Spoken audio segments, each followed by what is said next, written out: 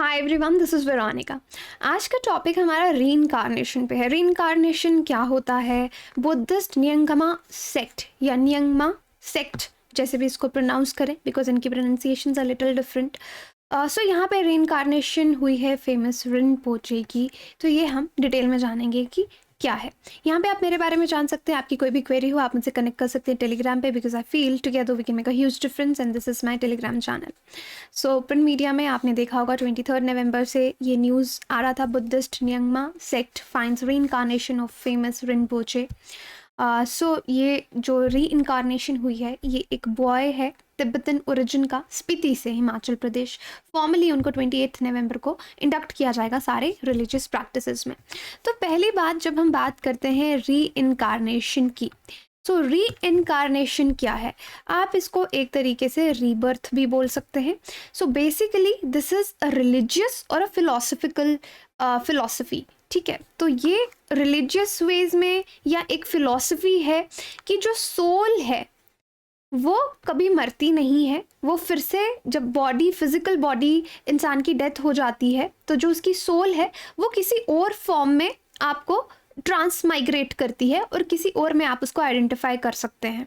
सो ये रीइंकार्नेशन की थ्योरी है। हिंदी में आप इसको अवतार भी कह सकते हैं। सो अब ये significant development Tibetan Buddhist circles. तो ये कौन से बुद्धिस्ट सेक्ट की बात हो रही है? Tibetan Buddhist sect. तो ये 4 तरीके के हैं, उनमें से एक जो है उस सर्कल की बात हो रही है और उस सेक्ट का नाम है न्यंगमा सेक्ट।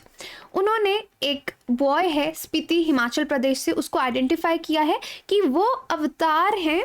इससे पहले जो उनके मेन हेड थे, ताकलोंग सेतरोंग रिनपोचे, ये एक स्कॉलर थे जो कि बहुत ज़्यादा माने जाने जाते थे अपनी नॉलेज के लिए। तो उनकी डेथ के बाद ये रीइंकार्नेशन जो जिस बॉय में इनको मिला है वो इन्होंने आइडेंटिफाई कर लिया। तो इनका ना पूरा प्रोसेस रहता है कि प्रोफेसीज होती हैं, कि फ्यूचर को बताया जाता है कि जो भी नेक्स्ट लीडर होगा वो आपको कहाँ मिलेगा, उसके कुछ साइंस होंगे। तो ये काफ़ी सारे बच्चों को आइडेंटिफाई करते हैं। फिर जो उनमें काफ़ी ज़्यादा बच्चों में नॉलेज मिलती है, उनके पास पहले ही इस सेक्ट की काफ़ी नॉलेज होती है, उनको किसी ने कुछ सिखाया नहीं होता, और अपने जो पुराने प्रेडिसेसर हैं, जो पहले के गुरु थे, उनकी चीज़ों को, पुरानी चीज़ों को वो पहचान लेते हैं।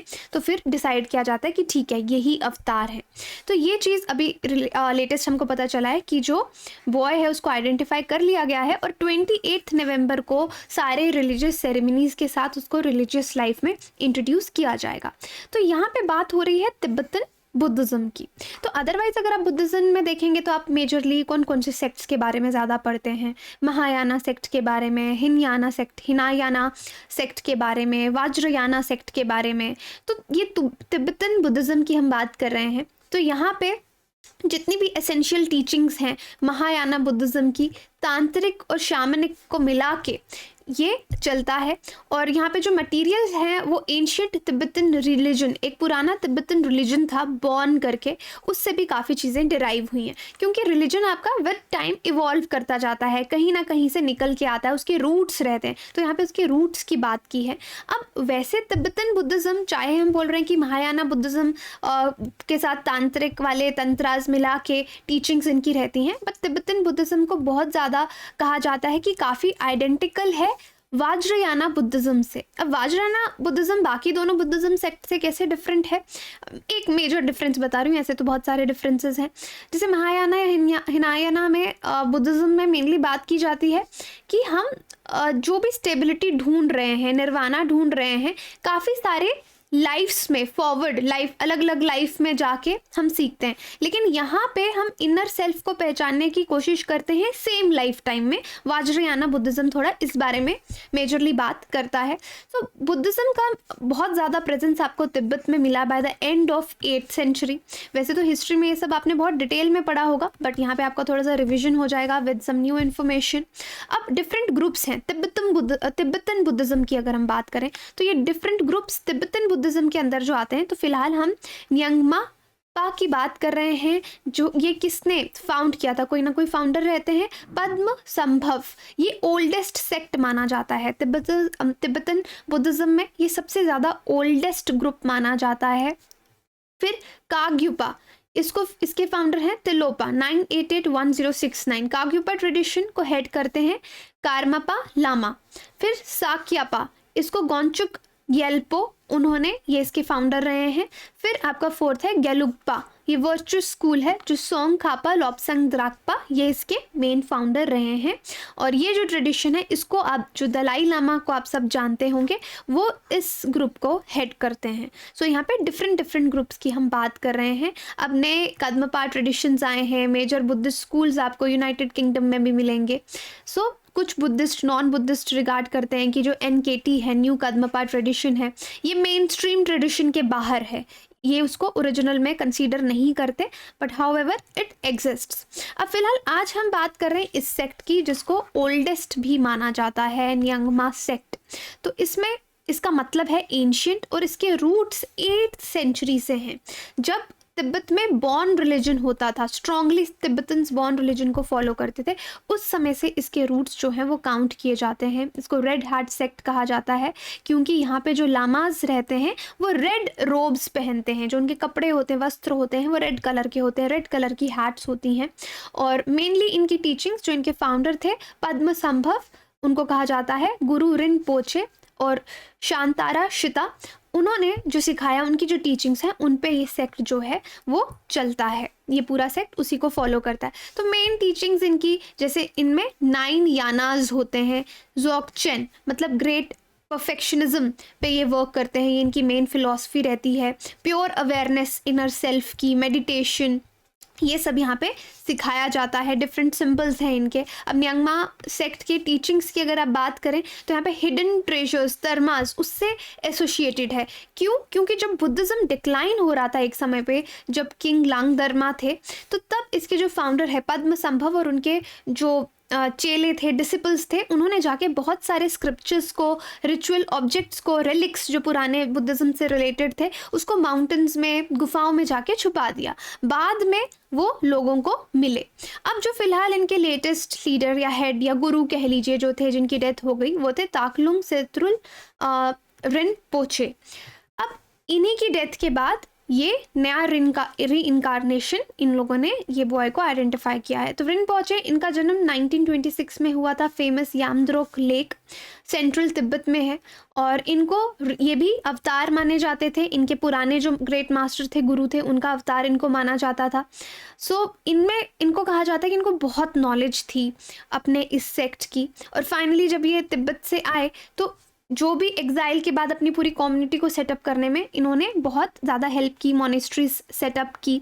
अब ये कहाँ रहते थे? लद्दाख में आपकी एक मोनेस्ट्री थी, तख्तोक मोनेस्ट्री, लद्दाख में। तो ये वहीं पे रहते थे, और ये जो मोनेस्ट्री है ये one of the oldest monasteries है न्यंगमा सेक्ट की। जो फॉलोअर्स हैं इसके, इस सेक्ट के, वो आपको Tibet, Bhutan, Ladakh, Sikkim, Himalayan Buddhist pockets में अलग अलग जगह फैले हुए हैं। और रिनपोचे जी को माना जाता है कि बहुत लोग इनको कंसल्ट करते थे जो इस फेथ के फॉलोअर्स थे। ताकलुंग सेत्रुल रिनपोचे सुप्रीम हेड बने इस ट्रेडिशन के, तिब्बतन बुद्धिज़्म के 2012 में।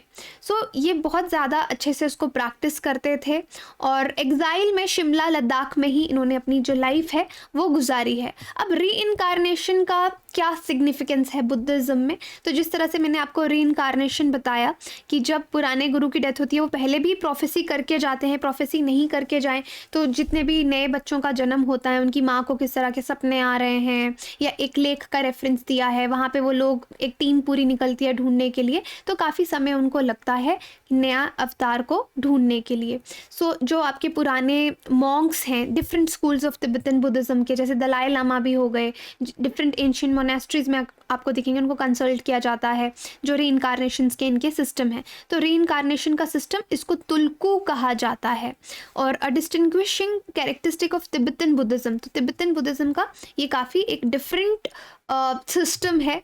और ये किस थियोरी पे है कि जो सोल है, जो आत्मा है, वो कभी मरती नहीं है, वो किसी और फॉर्म में आपको, किसी और इंसान में आपको मिलेगी। तो फर्स्ट री इनकारनेशन बुद्धिस्ट मॉन्क में मानी जाती है तिब्बत में, वो कर्मा पाक्षी में मानी जाती है। तो ये आपका रीइंकार्नेशन का सिस्टम है। जिस तरीके से मैंने आपको बताया कि जब उनके पुराने गुरु की डेथ हुई, फिर जो डिसिपल्स थे वो उनको ढूंढने लग गए कि वो उनको कहाँ मिलेंगे, और बहुत सालों के बाद कर्मा पाक्षी जो हैं वो माना गया कि फर्स्ट रीइंकार्नेशन तिब्बत में हुए, and they trained to be Karma Kagyu leader, फिर वो उनके मेन लीडर बने। फिर कर्मा पाक्षी रीइंकार्नेशन के बाद ये जो रीइंकार्नेशन का सिस्टम है इसको अडॉप्ट कर लिया गया, और बाकी के जो सेक्ट्स हैं वो भी इस तरीके से उनका लीडरशिप जो है वो चलने लगा। तो मेथड क्या है ढूंढने का, जैसे मैंने आपको बताया कि जो भी पुराने उनके लामा होते हैं, उनकी डेथ हो जाती है, फिर उसके बाद एक सर्च पार्टी प्रॉपरली निकलती है कि फिर हम हाई लामा को ढूंढेंगे, और फिर यहाँ पे ये छुप के निकलते हैं, ऐसे सबको पता नहीं होता कि ये ढूंढ रहे हैं, स्पेशल साइंस ढूंढ रहे होते हैं कि किसी माँ को कोई सपना आ रहा है, फिजिकल ट्रेट्स रहती हैं कि माना जाता है कि उनके ईयर्स थोड़े लंबे होते हैं, बड़े होते हैं बाकी सब से, तो काफ़ी चीज़ें उनकी नॉलेज, जो ग्रुप ऑफ बच्चे ये सिलेक्ट करते हैं उनकी नॉलेज चेक की जाती है, एंड देन वो ये अनाउंस किया जाता है कि दे हैव फाउंड आउट। तो यही चीज़ अभी रिसेंटली हुई है।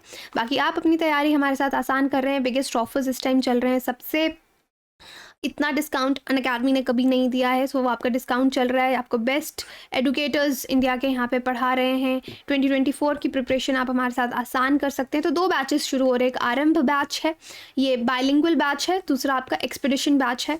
ये प्योर इंग्लिश बैच आपका शुरू हो रहा है, इसमें मे भी आपके करंट अफेयर्स या देखते हैं विल टेक अप समथिंग। तो ये 2 बैचेस आपके क्लियरली शुरू हो रहे हैं, और बहुत ज़्यादा बिगेस्ट प्राइस ड्रॉप एवर आपको यहाँ पर मिलेगा।